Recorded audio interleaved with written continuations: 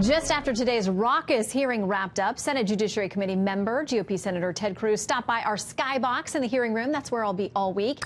We talked about his re-election fight and today's political theatrics. I thought it was striking in the entire day. I didn't hear a single Democrat raise even one concern about Judge Kavanaugh's qualifications to be a Supreme Court justice. Well, do you think maybe that will come tomorrow? I don't really. I mean, I don't think you can make a credible case that he isn't qualified. He's got impeccable academic credentials. He clerked on the U.S. Supreme Court. He's been an appellate judge on the D.C. Circuit, often referred to as the second highest court in the land, for over a decade. He's got over 300 published opinions. And so, by any measure, he's one of the most respected federal judges in the country.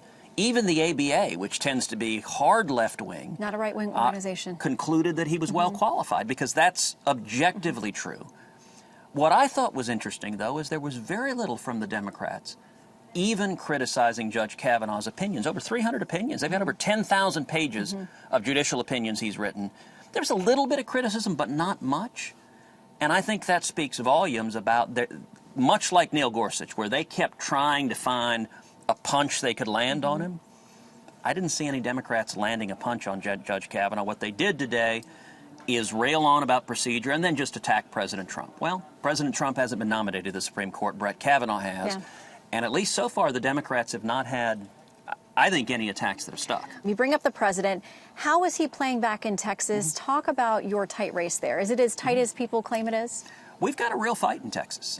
It's clear that actually the same anger we saw in this hearing room, the extreme left, the rage and anger, we're seeing on the ground. And that's resulting in my race, my opponent, Congressman Beto O'Rourke, is the #1 Democratic fundraiser in the country.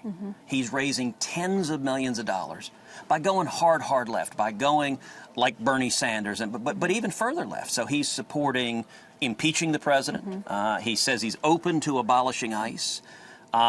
He's said that he's at least implied he would vote no to Brett Kavanaugh. You know, just this week, he came out and praising people who burned the American flag. A few weeks ago, he praised NFL players who protest during the national anthem.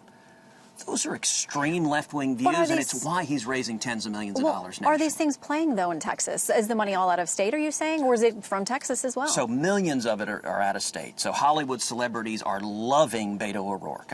In fact, when he said that, talking about NFL players protesting the national anthem, he said he couldn't think of anything more American than kneeling and protesting during the anthem. All these celebrities retweeted him. Ellen DeGeneres retweeted him. He's going on Ellen this week. That's raising massive amounts of money. Now, the good news in Texas is there are a lot more conservatives than there are liberals. And so if we turn out common sense conservatives in Texas, we're going to have a good election. But it depends on turnout.